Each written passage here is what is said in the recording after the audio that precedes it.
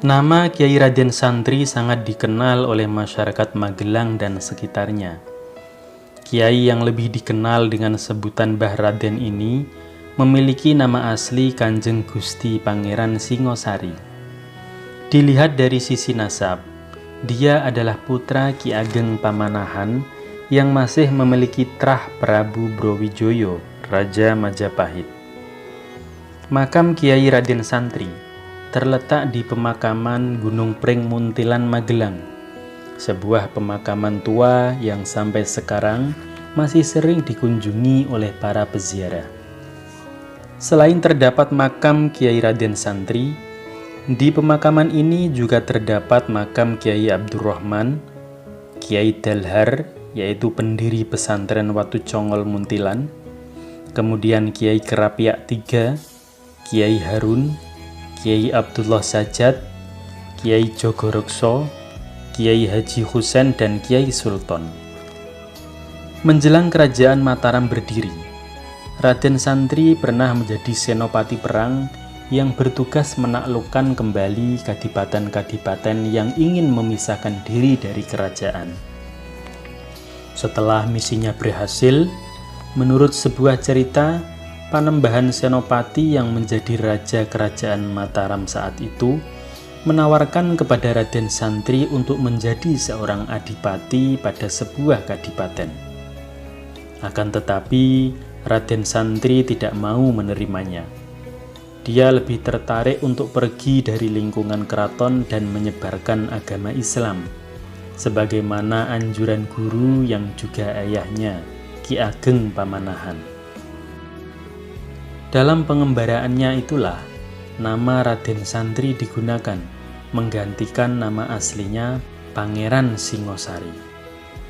Dia memakai nama samaran tersebut agar tak diketahui oleh pihak kerajaan, sebab bagaimanapun juga tenaga dan pikirannya masih dibutuhkan di kerajaan Mataram yang ketika itu baru saja berdiri. Disebutkan sebelum menetap di dusun santren, Raden Santri pernah tinggal di dusun-dusun lain untuk singgah beberapa lama dan mengajarkan agama Islam kepada penduduk setempat. Setiap merasa cukup dengan penyebaran agama Islam di suatu dusun, Raden Santri kemudian pindah ke dusun-dusun lain, hingga akhirnya menetap di sebuah dusun yang kemudian disebut dusun santren. Kiai Raden Santri memiliki beberapa karomah. Di antaranya, ketika Raden Santri berkeliling dari dusun ke dusun, dia mendapati sebuah dusun yang sangat kering dan tandus, yang penduduknya belum mengerjakan sholat. Ketika Kiai Raden Santri mengajarkan sholat kepada mereka, saat akan mengajari wudhu, Raden Santri tidak menemukan air di dusun itu. Kemudian dia berdoa memohon kepada Allah untuk diberikan air. Kiai Raden Santri kemudian membuat sendang dengan tongkatnya, dan atas izin Allah, sendang itu pun mengeluarkan air. Bahkan sampai sekarang, air sendang itu tidak pernah berhenti mengeluarkan air di musim kemarau sekalipun.